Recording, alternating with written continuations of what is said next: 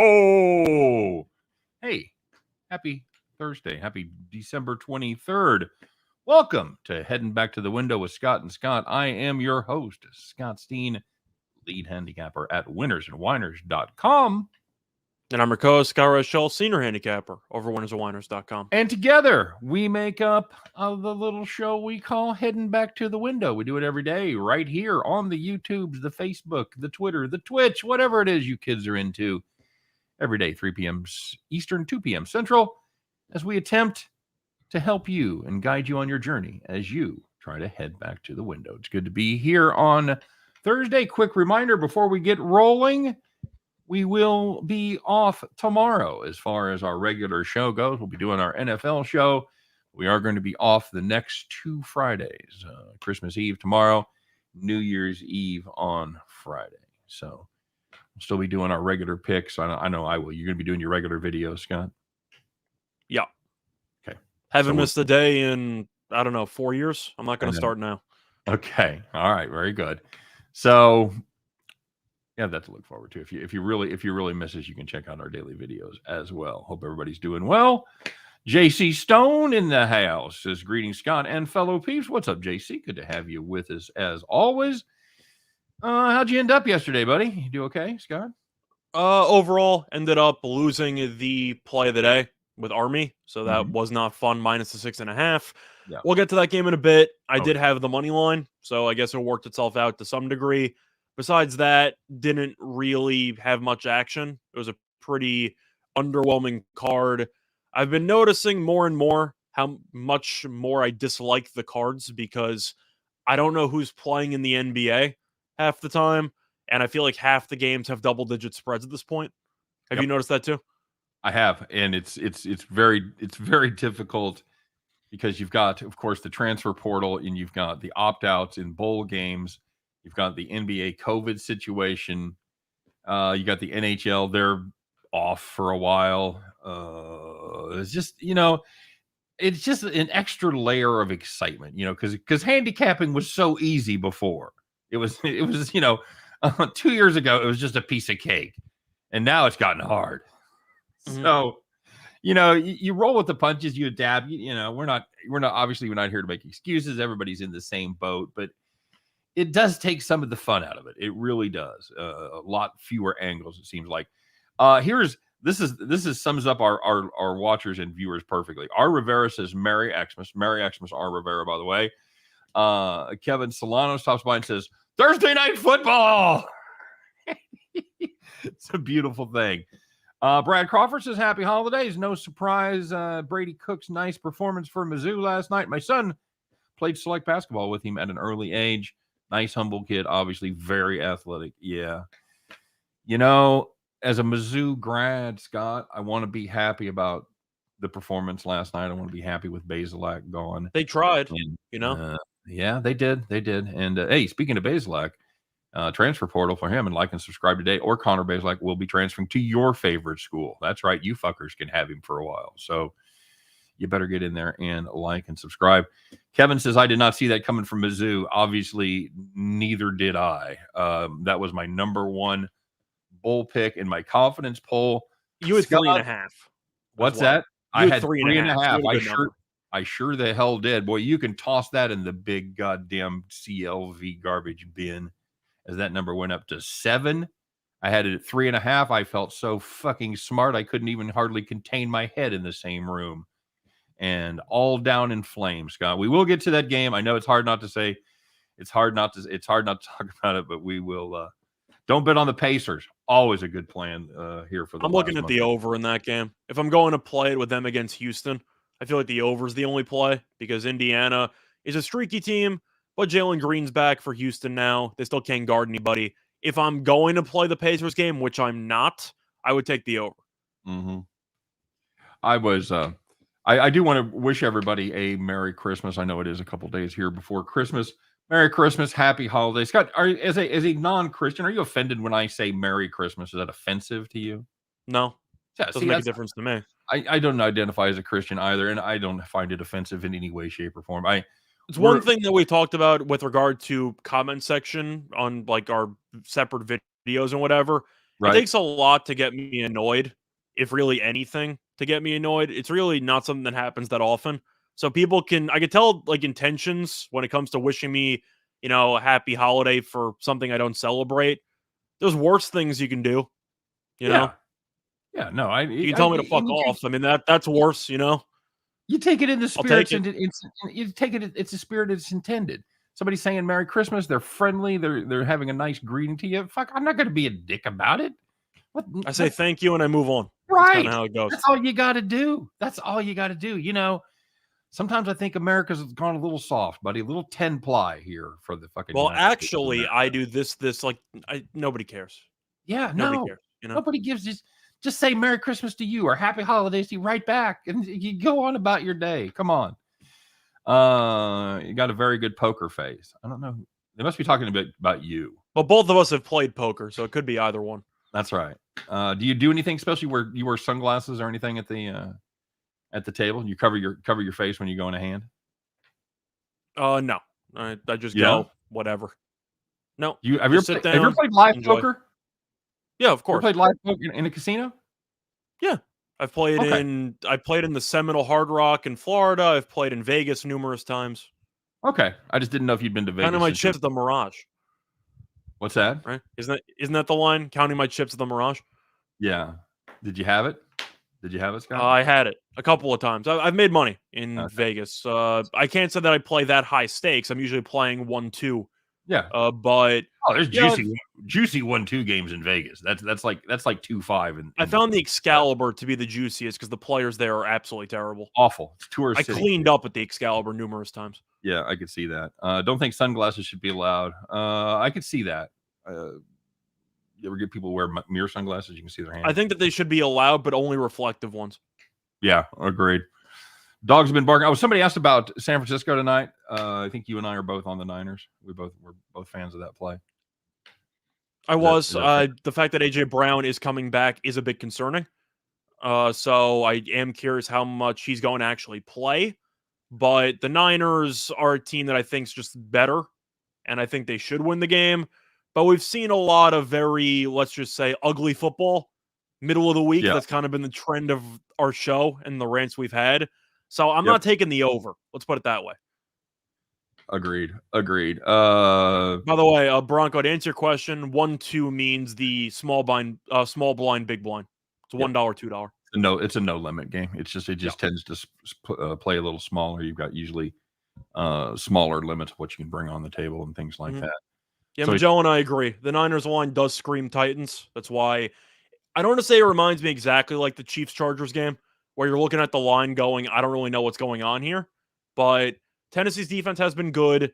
The issue is that they can't move the ball offensively, and they turn the ball over a bunch. That's kind of the story of their season or the last couple of weeks, which is why they lost 3 of 4. But Niners money line would probably be my lean. I like the under, though. If you're going to give me more midweek football, give me more unders in midweek football. Yeah, agreed. Somebody says I wear my emotions on my sleeve. That's absolutely true. I don't play in poker. It's taken a lot of practice. I cover my face when I'm in a hand, Scott, and I give nothing. I keep my eyes down. I don't do anything. Cover my face. I can hold emotions pretty well. Okay, let's get to somebody Ryan asking what happened with the Cavs last night. COVID. Yeah. All right, buddy. I feel like we've got the elephant in the room we've got to talk about. So let's get to it. Let's put it in context here. I'm going to have to put myself in the first category, Scott. There was some good news and some bad news, some winners and some whiners last night. Let's get it started. Of course, let's eat our vegetables so we can have some yummy dessert. Let's get it out of the way. Let's find out who we were calling the cops on. All right, very good. All right, let's get it rolling in college football. By the way, quick reminder to everybody, please like, subscribe, rate, review, all that stuff. Don't forget to check out Just Parlays with Chris King. I think a lot of you guys are heading over there. A lot of you guys are getting good information. I've got nothing but good feedback.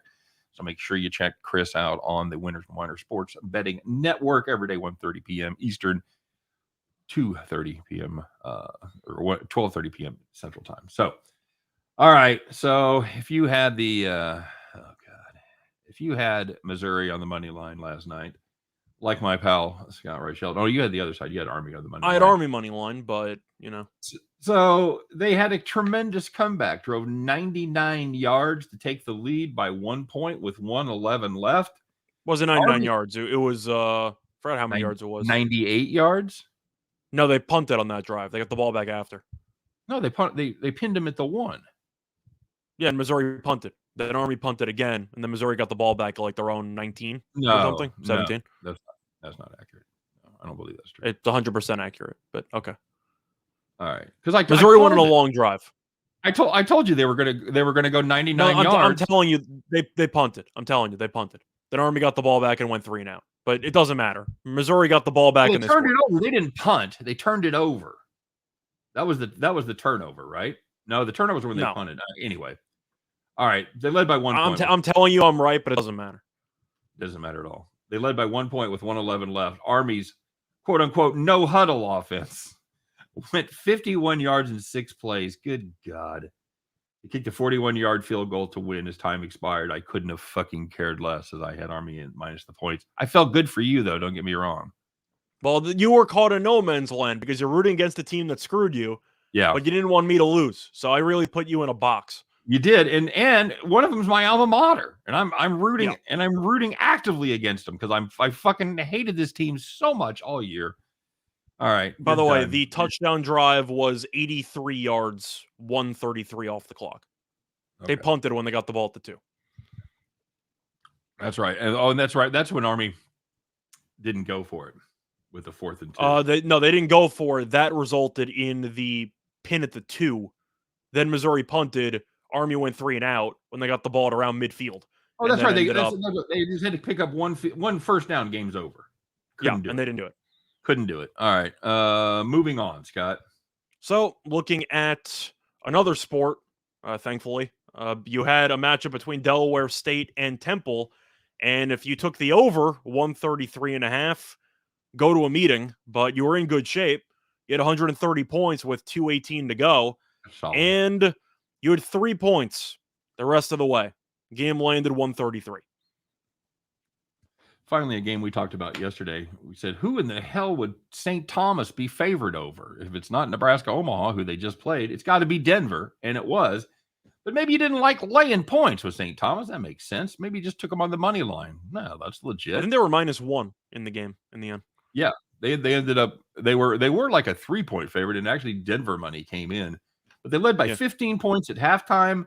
They led by 1 with 1 second left, and of course, Denver with the buzzer beater.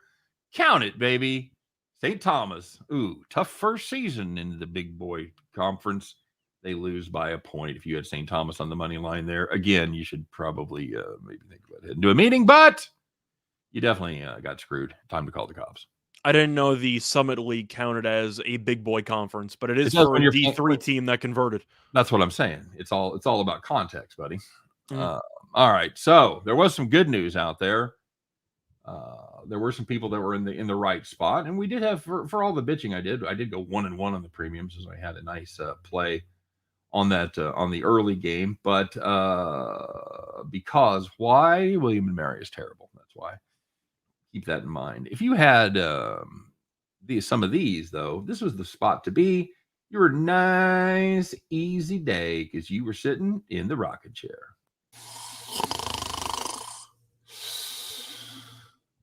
So the first one was in the NBA. If you had the Magic +7 against the COVID-riddled Hawks, you had a nice winner as they led by 10 at the half and won by 6. Very good. It's a pretty dry read there, buddy. It was. Truth is, there are a lot more blowout rocking chair wins in college, but I wanted some NBA representation, so I just threw one in there. Fair enough. If you had BYU, South Florida under 127, that was no problem at all. Each half had less than 54 points. Game landed 93. Yikes. That must have been a barn burner to watch. Congratulations, though. If you had the under, you didn't have to watch it, but you were sitting in the rocking chair. And looking at another college game, if you had Sam Houston State -7 against NC Central, you led by 15 points at the half, and they won by 17. Very good. Very good indeed, my friend. Let's move over, take it to see who's in the house here. Missouri would have made the 2-point convert. Dude. It's wide open. Wide open. Wide open. Oh, Scott New Rye is also getting juice tonight. I don't know what that means. You know what that means? What does that mean? It either means I'm winning or I'm getting hammered. Okay. Potentially both. I don't know. All right. For the Gasparilla Bowl. Damn right. Tony Starks likes Boise State. Excellent. Nice of the refs to make themselves center of attention in the Arizona-Tennessee game. You had that interesting technical foul call in the second half. Let's put it that way. That was a good game, though. I said I was leaning Arizona, but anytime you can look at an undefeated team at home, it's tricky when it comes to fading them because Tennessee's good at home. I like the under in that game, though. Said that on air. It was kind of a sweat. You had 90-something points in the second half, and yet it still went under. All right. So let's do this. We don't do it every day, but sometimes it just stands out for us. And frankly, I'm burning shit down today, and the show is no different. So let's do it, Scott. Let's find out. It's going to be no surprise, believe me. Let's find out who it is. Who could ever be wearing the golden feed bag for today's donkey of the day?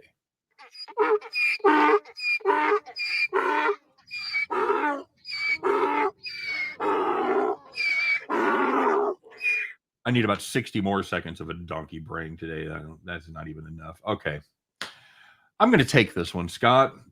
I'm going to award it to Army coach Jeff Monken for making some absolute... But they won the game.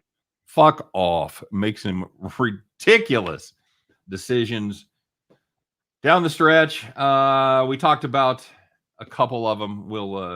I'll try to hit the highlights. Not going for 2-point conversion when they were up 4 points with 10 minutes left. That made no fucking sense. That's a no-brainer. Why do you want to go from 4 to 5? You can't make a case on any planet that that's a good move. What Scott and I touched on briefly. 4th and 2. I actually thought it was 4th and 3. I actually thought it was 4th and 2. It was right in that range. Missouri's 40-yard line. Army they didn't go for it on 4th down with about 5:40 left. By the way, Army was 5 for 5 on 4th downs. They ran between the guards every fucking time and never failed to pick it up. Except for the time they threw the touchdown pass. That's right. They threw a touchdown pass on 4th down.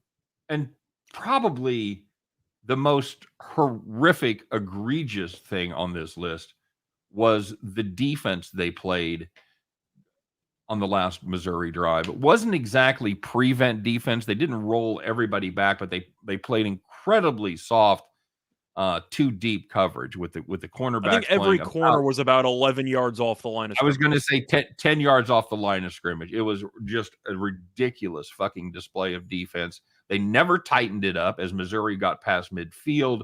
Nothing. No adjustments whatsoever. I can't even begin to say how pissed off I was at this game. And I forgot to add something, by the way. I forgot to add that they refused to run another play and to spike the ball with 14 seconds left when they crossed into field goal range. Yeah. I forgot to add that too. They could easily have spiked it and ran another play. Instead, they ran it QB off tackle and settled for a 41-yard field goal with a kicker who had already missed a 40-plus yarder in the same game. Mm-hmm. The whole thing made no sense. No, absolutely. They did not deserve to win. The way they played down the stretch, they did not deserve to win that game. Just atrocious. Just an atrocious thing. You know me. Somebody said I wear my emotions on my sleeve. That's kind of true. I don't usually get up too far up or too far down with wins or losses because there's so many games every single day. But this was my number one play of the bowl season. I obviously had a substantial financial interest in it. That's almost secondary to how it went down, though. If you lose it in a blowout, you go, well, fuck, I had it handicap wrong, whatever. I don't know. I'm going to let it go, Scott. I'm going to let it go. It was a lot of bad when it came to Monken's job. Of course, nobody's going to talk about it now because he won the game. But when you win and you're still donkey of the day, that just sums up how bad you were at your job yesterday. That was one of the worst coaching jobs I've seen all year, And it's a good thing he got it in on time because it's almost 2022. We talk about winning in spite of your coach, and that was a prime example of it yesterday. Just a prime example. He was fine for 3 quarters. Fourth quarter, he just completely forgot how to coach a game. Missouri started the game down 3 of their best defenders. They lost 2 or 3 during the game. Yep. And yet Army did almost nothing till the second half. Just horrific. Not even ready at all. Missing the wide open receiver on that pass didn't help either, by the way. Had him as Army always does. You mean up the seam when Anderson missed the guy? Are you surprised Army's you're due at least one overthrown wide open wide receiver in every Service Academy game, though? Anderson can actually throw the ball. They usually connect on those, man, because I talk about that every time Army plays, that you're going to get a big one over the top, and that was it, and they fucking missed him. So, All right, I'm going to let it go. It's over. It's over. Okay, letting it go. Well, Scott, if I'm not mad or disappointed about this, I don't know what it could be. Let's find out. And this is a good one too, kids. I'm not mad. I can't be mad, man, but I am disappointed. All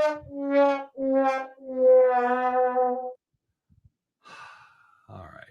I'll let you have this one. I think I've ranted enough for one day. I think people are tired of seeing my ranting mug. So, college basketball, there's a lot of, let's just say, underwhelming D1 teams, but they're still D1 for a reason.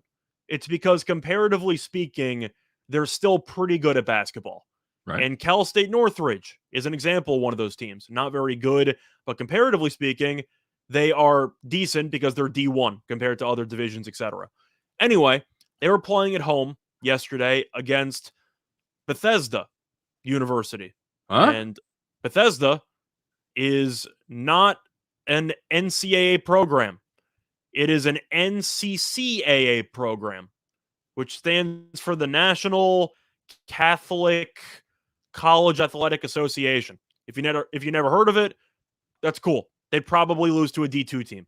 Anyway, Bethesda was 2-10 straight up on their season, full of other NCCAA schools. Cal State Northridge, favored by 33.5 at home, lost outright. Oof. That's impressive stuff. Oof. You know who also was impressed? BN Trabajo, who got them live at plus 1,200. I'm curious what they were winning by when you got them at plus 1,200. I'm really curious how that even goes. Like, if you see a school like that up 10 with 5-10 minutes to go, up 5-10 minutes, like, I don't even know what you put the line at. Don't you just assume the team's going to fall apart? Yeah. You kind of have to, right? Kind of do. JC Stone said, I just didn't see the love from everyone for Army. It looked like garbage against a weak schedule. Not rubbing it in. Mentioned it yesterday. Got lucky with Army money line. Yeah, and that's the way it looked. That they. It came down to the absences. They kind of threw it over the top, didn't it? For Missouri. What do you mean? I mean, you're missing so many key guys. You just assume that even though Army's defense, we know, isn't very good. We watched them play the entire year. We know that units are not great. But when you throw in a bunch of backup quarterbacks and backup running backs and whatever, you figure there'd at least be a learning curve for the new Missouri guys where they would get off to a slow start and it would be too little too late. That just didn't happen. They just completely no-showed the entire pretty much game defensively. Yeah. Yeah. I mean, this was a Missouri defense. Again, gave up 300 yards on the ground to Southeast Missouri State. So I don't really buy the stepping down in competition, at least when it came to the Missouri. Missing their leading tackler in this game. Missing their leading tackler. Of course, you've got your everything running back that's sitting out, and then you've got the guy that couldn't beat out the terrible quarterback that's getting the start. And we didn't even know that at game time. Drinkowitz talked about alternating some series and stuff, but they're not talking about just sitting Bazelak for that one. So anyway, beyond Trabajo, literally a $30 sprinkle on that plus 1,200. There, that was a nice $360 win put in your pocket. Beautiful thing. Elliot says he likes Georgetown tonight. Scott, you got any thoughts on Georgetown? Georgetown's not a very good team, but if they're playing at home, I don't mind them because they're definitely a lot better at home than on the road. Patrick Ewing, though, not a very good coach. Can I say that? You can. I don't know that it's accurate. Why do you say that? Well, he made the tournament last year, except for the fact that his team is, not very good. Every year he's been there. So I don't think he's a very good coach. The question about Georgetown is they don't play today. Well, there is that. I don't know if they were supposed to play Providence or not. That game got postponed. So they don't play today. So I'm a little bit confused by Georgetown. You mean Georgia Tech? Does Georgia Tech play? I don't know. Georgetown doesn't play. There's like 5 games, 5 or 6 games. There's really not many. Well, Wisconsin was supposed to play. That game got canceled 10 minutes ago. Somebody's asking about Liberty Biberty against Stanford. Neutral court game. I don't think Stanford's very good either. I don't like either one of these teams. I got to be honest. I think it's Liberty or pass. Stanford's covered 4 of their last 5. Liberty's covered 4 of their last 5. I'm trying to look at anything I see that's impressive here on either side. Truth is, I'm really not that familiar with Stanford this year. I really just have not watched them play much. I've actually watched Liberty play, so I guess I'm a little bit biased because I actually know what to expect from that team. They're not great, but defensively, they can make it a grind. I think Stanford could struggle in that spot. Yeah, they're not going to give up a ton of points most games. They beat Mizzou by 21. Jesus, a terrible team. I need to go back to school and get a master's degree somewhere, just so I can have a different fucking team to root for. Yeah, I need to get another one of my kids. I need to have another kid and get him in college because my kid went to K-State, so I'm kind of a K-State fan. But long time. I got no opinion on that. I'd lean under if anything, probably. Somebody asked, so I'd look at under in Liberty, especially on a neutral. I think that they got a decent shot to win the game. Fair enough. Seton Hall, DePaul. That game got canceled. Good chat. Yeah. So far, I've literally got 3, 4, 5. I got 6 games on the schedule. For the sake of convenience, assume every Big East game got canceled. Fuck. Seems like that conference has gotten hit really hard for the last couple of days, which is why they had to look into potentially the forfeit rule that they have, because St. John's picked up a win over a ranked team. They beat Seton Hall. Didn't even show up to the game. Mutombo YouTube that game. What game are you talking about? Mutombo. He's talking about a video game, I believe. Oh, okay. Oh, no. He's talking about the YouTube. It's either a video game or an All-Star game. 2001 All-Star game. Oh, with Mutombo. Oh, okay. All right, I'm all about that. I'm all about going down. Okay, I'll look that up.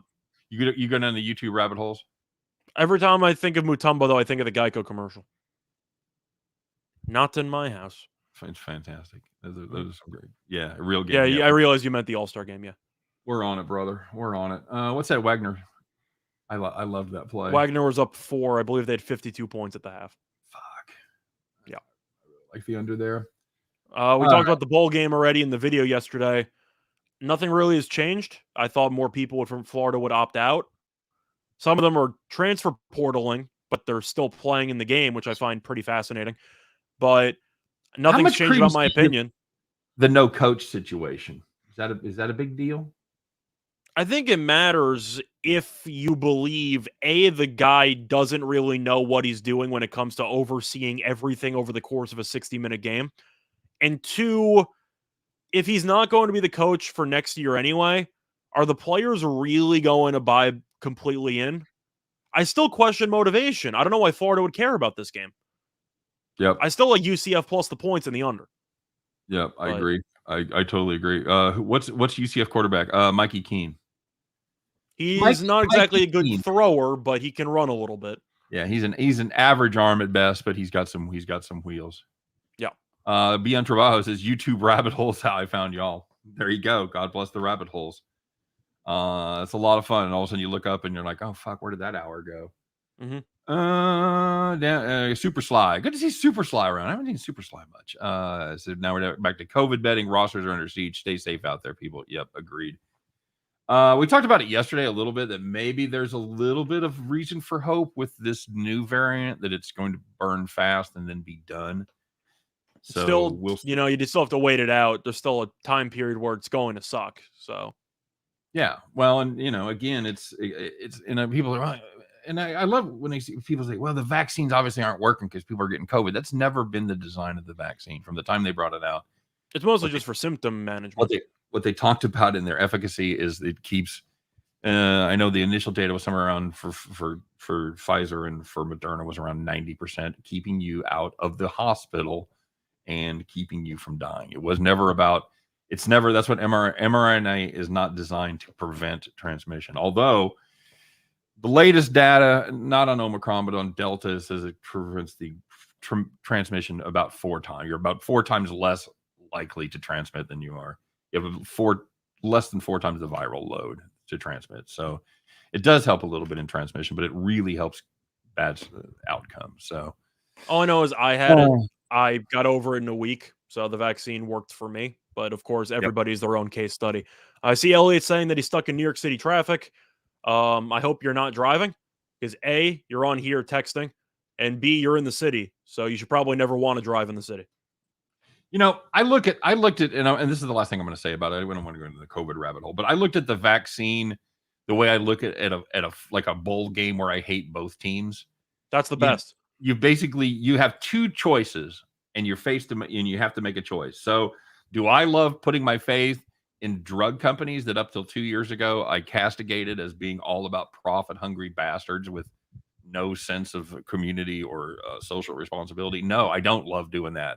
But as an old fat man, and it's not hard to see who the virus was zeroing in on, I felt like I had 2 bad choices, Scott. I could wait it out and see if I fucking got killed by COVID, or I could take my chances on a vaccine that came to be in a hurry. So I had 2 bad choices. I made what I thought was the least of the bad choices. So far, I made no hesitation.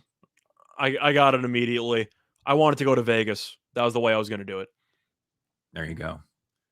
Past vaccine. I eat COVID for breakfast. There you go. I was wiped out for 5 weeks pre-vaccine. Do you have Magellan Sports? Do you have your smell back yet? My daughter got COVID.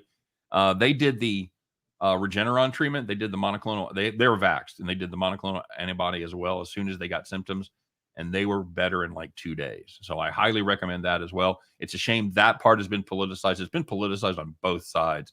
The vaccine has been politicized by the right, and any sort of treatment has been politicized by the left. There are treatments that work, and I believe the vaccines work. I think it's a fucking world where both of those things are true. So, but she still doesn't have her smell. She's about down 50%. This has been 2 months ago. She's down 50%, still can't smell. No long-term effects. Congratulations, Magellan. That's cool.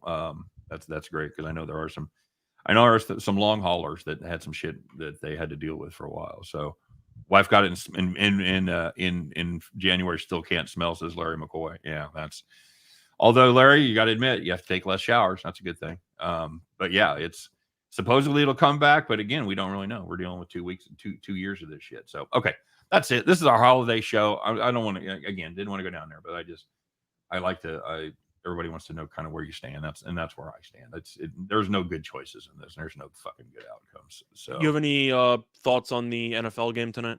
I do. I think, yeah. You and I were talking about that, and my play of the day. It's no secret. I'm a big fan of the 49ers, and I look at the line, and we touched on it briefly, Scott. I think it's Vegas trying to encourage people to bet the Tennessee Titans, because you've got a division leader at home getting points. On the surface, that doesn't seem to make one bit of fucking sense. You're like, everybody, you load up on the Titans, but this Titans team, Scott, they're not good right now. Their offense is really struggling. Tannehill's thrown 6 interceptions in the last 4 games, and this offense is just really, really inefficient. I will absolutely watch it. It also doesn't help when the Titans have scored less than 21 points in each of the last 4, and they scored exactly 13 points in 3 of the last 4. Now, A.J. Brown coming back helps, but you have to acknowledge the fact that without Derrick Henry, this team kind of has the same situation that Carolina has, which is you're missing your main key piece of this offense. You're going to struggle. And Tannehill, who we know is built mostly on play-action passing, he's done nothing. I can't blame him, but he's been bad, G Money says I blame the vaccine for my bad NCAA basketball picks. I have to look back. I didn't think about that because I had a terrible NFL season, so I have to look back. Maybe it was I got boosted right about that time. I got my booster the first week in October. That's it. Fuck, I found the answer. God bless you, G Money. Finally. Nathan Cerna says he took Hawaii over bad USF team. I don't mind that. Hawaii is not very good either. I'd look maybe at the under, but oh boy, both those teams are bad. I don't mind you going with the Rainbow Warriors though. It's more fun to bet on Hawaii. Scott, I'm looking at the CDC website right now. It says possible side effects of the vaccine, taking way too many favorites in college basketball. I did read that somewhere. There you go. I'm on the under, and I'm on the Niners tonight, bud. I think you've got two offenses that want to run the ball a lot. You've got two defenses, I think, that are probably better than their respective offenses. And you've got one team in Tennessee that I have no confidence in to score points at all. They scored. You talked about the three they scored 13 in. Not only is that not impressive, Jacksonville turned the ball over 4 times. They still scored 20 points against them, against Jacksonville, for God's sakes. I agree with you. Booster leads to eating a lot of chalk. Oh, having fun. Okay, so any prop action you'd like tonight? You and I talked a little bit about that for Bet the Farm. We really didn't see anything that we were. We saw one thing, but we said we weren't going to take it ever again. 10-0 interception at like minus 130. I mean, I have to be tempted by it. I just feel like it's a spot where Tannehill has been so turnover prone.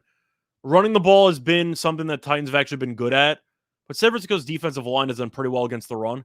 I do think that the Titans will have to throw it a bit more. And Tannehill has really just been playing with fire for the last month and change, and he's been burned a fair share at times. Yeah, and one final note, Tennessee is going to be without their starting left tackle, their starting left guard. That's not going to be good news for Tannehill every time he wants to drop back. It's also not going to be good news anytime they want to run the football to the left of center. And if you think Tennessee's trailing, they're going to have to play catch up and throw the ball a lot in the second half. Who hit a 5-teamer? You hit a 5-teamer in college hoops yesterday, Nathan? Shit, yeah. Everybody's getting a little upgrade in their Christmas presents, right, baby? That's right. Magellan, I did read that. Fauci loves betting on MAC teams in bowl games. I did read that. Elliot V says his Christmas present to us is that 2-team parlay I'm on, the San Francisco money line, the Golden State money line, to playing the Bay, the San Francisco Bay parlay there, Scott. What do we call that? Is that the Bada Bing? No, there's no name for that one. Okay. All right, very good. Golden State. I think that's a tough call. I think that they're going to win just because they're the Warriors, obviously, but they're laying about 6 in that game. Yeah, it seems a little bit high to me because Golden State is still missing some players because of COVID, and I am concerned that they're a little bit shorthanded. Of course, Curry can go nuts at any time, but you're still missing Wiggins, you're missing Jordan Poole, you're missing Iguodala, you're missing Damian Lee. I know Iguodala and Lee aren't exactly big contributors, but they're still bench players getting minutes. Wiggins has been very good this year, and you're throwing in Kuminga, the rookie, into the starting lineup, who looked pretty good when he started against Toronto. But you have Gary Payton, who's not really a good shooter, but he's been pretty good this year. Golden State favored by 6, though. That does seem a little bit high considering all the people that they're missing. I think Memphis has a shot to cover the game. The line does seem a little bit off. He's talking about money line parlays, though. No, I know he is. I'm saying I think Memphis might be live in that game. I think that Golden State's going to, of course, hang around and potentially win the game, but I don't feel as confident in Golden State as I am on most nights. Let's put it that way. It's the Bay lay. I don't hate that. I think that works. It's pretty good. Bill's asking if I like Debo anytime TD score. Well, he catches passes and he takes handoffs. So I have to be tempted by that, don't I? What price are you getting on that? Let me look. I'm assuming it's going to be around even money if I had to guess. I was going to say if you can get it at plus 110, 120, I love it. Even money. Minus 110. Yeah, that's not surprising. Which is where it should be. Because Samuel also gets 7 handoffs per game. Yep. So true. I don't mind it. But very true. All right. Oh, and you got any thoughts on on anything real quick you want to share on the bowl game tonight? I know we did another video, and you guys should check that out on the Florida. Mention it briefly. Nothing's changed. I'm going with UCF plus the 7 and the under. I just see an ugly game breaking out. I saw somebody ask me before about the NBA on the Knicks and Wizards game. Knicks are currently -1, and the over-under is 212. I like the Knicks. I think that they should fare pretty well here. The Wizards were good to start the year. They've completely fallen apart. There's really no other way to put it. But the Knicks have started to finally give Kemba minutes again. He's actually been decent. They're missing Noel. They're missing Quickly. They're missing Rose. But they do have, I'd say, a pretty... I think we'd agree no matter how bad the Knicks are, their home court advantage is still pretty solid. And the Wizards have been awful on the road. I like the under in that game, though. They've completely reverted back to playing at the classic Thibodeau pace. I see a hideous game there where one of these teams doesn't get to 100. Give me the under in that Knicks game. Guys talking about Macumbo's kid plays for Georgetown right now, 7'2". I've seen him play a little bit. He's a monster. He's a beast. He's 18. Good God. James S says, "Merry fucking Christmas." A man after my own heart right there. All right, guys. Let's rock and roll here, Scott. We've gone a little cold. We've given a couple pieces of land back. We jinxed Monmouth yesterday. They did not get their cover for the first time, but we're not quitters. We're not quitters at all. So we're going to take a look at what we've got cooked up for today. See if we get you guys a little extra, little last minute Christmas shopping money here. As Scott and I climb aboard our John Deere, we put our straw hats on. We put our heads together for this play. We come up with something very special, guys. You know the drill. Fire that bad boy up because it's time to bet the farm.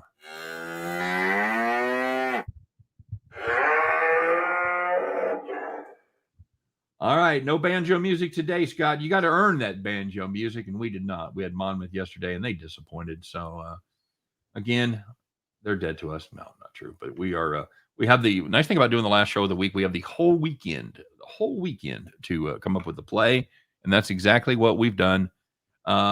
Skeeter, take it away. What do we got for today?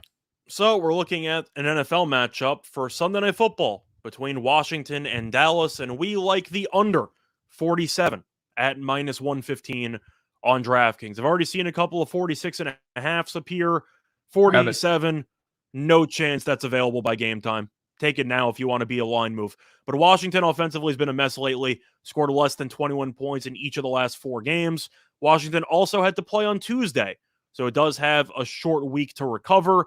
We also don't know who's going to be the quarterback for Washington in this game because Allen and Heineke both, of course, dealt with COVID protocol. Now they're in a short week. You might see Garrett Gilbert part 2, so that's also not fun for an over. Dallas' offense, though, has struggled lately. Scored less than 22 points in each of the last 3 games. They did score 27 twice in those 3 games, but there was a defensive touchdown in 2 of those games. So the offense itself has not been too good lately. At first meeting, which was a couple weeks ago, had 47 points, but it was misleading because there were 2 defensive touchdowns. So 47 seems way too high. Dax looked awful lately. Washington really has no quarterback that you can trust at this point. 47's too high. Give me an ugly Sunday night game. Yep, I think it's going to be another ugly Sunday night game indeed. And that is going to do it for the show. That's going to do it for us this week. Don't forget, we will be doing our bowl previews, of course, and we will be doing our regular NFL show tomorrow. But as far as our little heading back to the window show, that's going to do it for the week. So we do thank you guys for checking us out. Thanks for listening. Thanks for being part of the best comment section anywhere on the interwebs. We appreciate each and every one of you. Merry Christmas to all of you guys. Happy holidays for those of you that don't celebrate Christmas.